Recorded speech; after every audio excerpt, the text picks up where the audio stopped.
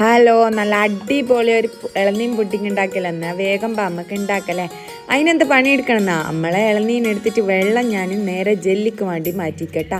Jelly എന്ന് വെച്ചാൽ പിന്നെ ഇളനീൻ വെള്ളത്തിലേക്ക് ഒരു സ്പൂണ് നമ്മളെ ജലാറ്റിനും ആവശ്യത്തിന് പഞ്ചസാരയും ഇട്ട് നല്ലോണം തിളപ്പിച്ച് അത് നേരെ ഒരു ബൗളിലേക്ക് മാറ്റി ഫ്രിഡ്ജിൽ സെറ്റാകാൻ വേണ്ടി വെച്ചിക്കട്ടെ. നമ്മൾ ഫ്രീസറിലാണ് വെക്കുന്നത്, കാരണം അത് ഇത് ആക്കുമ്പോഴത്തേക്ക് അത് സെറ്റായി വരണ്ടേ. അപ്പോഴത്തേക്ക് നമ്മൾ ഫ്രീസറിൽ സെറ്റ് ചെയ്യാൻ വെച്ചിട്ടുണ്ട്. പിന്നെ നമുക്ക് വേണ്ടിയത് 2 ഇളനീൻ്റെ പൾപ്പാണ്. നമ്മളിപ്പോൾ 2 ഇളനീനെടുത്ത്, അപ്പോൾ ഇളനീൻ കുറച്ച് മൂത്തതായത് കേട്ടോ. നിങ്ങൾ ഇളയ ഇളനീൻ നോക്കിയെടുക്കണം. എന്നിട്ട് ഒരു 1/4 കപ്പ് പാലും അര കപ്പോളം പാലും പറഞ്ഞ് നല്ലോണം മിക്സിയിൽ അരച്ചിങ്ങെടുക്കണം. നല്ലോണം ഫൈനാക്കി അരക്കാൻ ശ്രദ്ധിക്കണേ.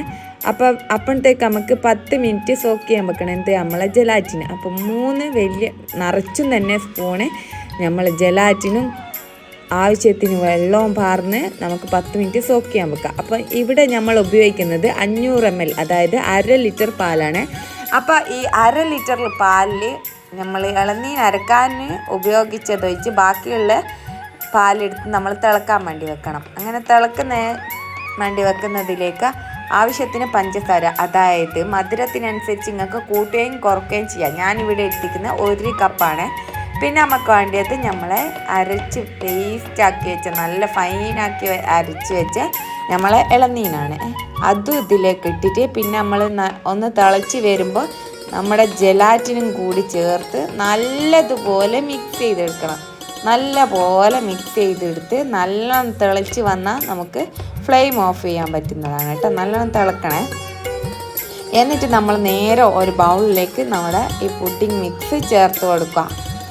അപ്പോഴത്തേക്ക് നമ്മളെ ഫ്രീസറിൽ സെറ്റാകാൻ വെച്ച നമ്മളെ ജെല്ലിയില്ലേ, ഇളനീൻ വെള്ളത്തിൻ്റെ ജെല്ലി, അത് നല്ലപോലെ സെറ്റായി വന്നിട്ടുണ്ടാവും.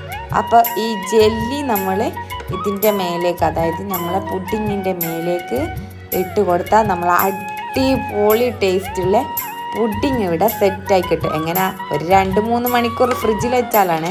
ഒരു 2-3 മണിക്കൂർ ഫ്രിഡ്ജിൽ വെച്ചാൽ നമ്മൾ അടിപൊളി പുഡിങ് ഇവിടെ ഇളനീൻ പുഡിങ് റെഡിയായി കിട്ടും. Must try.